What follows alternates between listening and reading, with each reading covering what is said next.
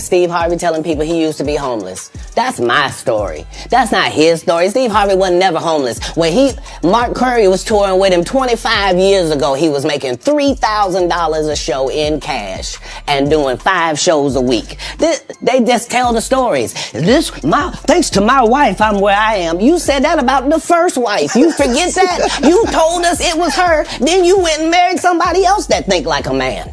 Like, what are you talking about? They think they can rewrite history. Yeah, I don't know, y'all. 2 people could have lived in their car, but it's just insane. According to Katt, that's not the only thing that Steve has done, because he has done way more. Now, remember how Steve's other kids have been feeling a type of way about how Lori's dating life is bigger than theirs? Well, according to Katt, the reason that Lori's love life is up there is that Steve has always had a hand in her relationships, even going as far as to pimp her out to different men. And as it turns out, one of the men he allegedly pimped her out to was Diddy. Y'all remember in 2019 when Lori started dating Diddy? It was so random and out the blue because nobody saw it coming, and it was disturbing on so many levels. For one, Lori was only 22 years old at the time, while Diddy was almost 50. And if that 28-year-old age gap wasn't bad enough, it gets creepier when you realize that by the time Lori was born, Diddy was already in his late 20s and had a 5-year-old son, which means that Diddy's son was older than his girlfriend. Yeah, that's a little bit creepy. And according to Katt, that's what made this weirder, was the fact that Diddy had been in Lori's life since the time she was a teenager. See, Diddy and Steve ran in the same circles, even if they weren't besties, and Diddy definitely knew Lori when she was a minor, so the fact that he would even pursue a relationship with her was just all kinds of weird. However, Katt claimed that Lori didn't exactly have a say in the relationship because Steve pretty much forced her into that relationship. What makes it even weirder is the fact that Lori started dating Diddy only months after his ex, Kim Porter, passed away,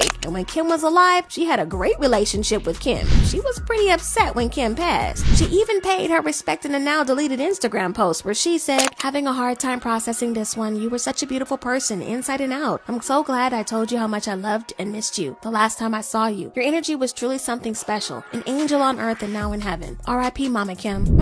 I wonder how she knew Kim Porter. Is it because she was dating Diddy's son? Well, anyway, she was so upset over Kim Porter's death, but she started dating Kim's baby daddy only a couple months after Kim passed. Either Lori was super two-faced or the relationship was against her will. Well, according to Katt, it was the latter, because Steve took the opportunity of Kim's passing to slide Lori right in. Katt pointed out how insane it was that Steve would pimp Lori out to Diddy, of all people. I mean, Diddy has always had a reputation for being a bad guy, and while the general public didn't know how bad it was until Cassie dropped her lawsuit, people in Diddy's circle knew what was going on. According to Cassie, it was an open secret that Diddy used to put his hands on his girlfriends, including her, Kim Porter, and his first baby mama, Misa Hilton. But Steve didn't care about that. All he wanted was for Lori to be attached to a big name in the industry and give him more clout. But once Lori went public with her relationship with Diddy, she suddenly deleted the tribute that she posted to Kim Porter from her Instagram. But y'all know what they say, you can never really delete anything from the internet. So she went public with Diddy, and they were spotted out about less than 6 months after Kim passed. People were waiting for Steve to step in the situation and put an end to the BS, but according to Katt, he was not one of those people because he could tell from the start that it was a weird relationship that had Steve's name written all over it. And true to that, it wasn't long before we saw Steve and Marjorie on vacation with Lori and Diddy. And when I tell you that we were all shook as F, listen, not only were they aware of the relationship, but they gave it their full blessing for the relationship because Diddy and Lori were fully packing on the PDA. Now this has all been very disturbing, but what really got people's attention is the color of Lori's nail polish. Every single time that she was spotted out and about with Diddy, she had on white colored nail polish. And y'all know what Cassie said about the white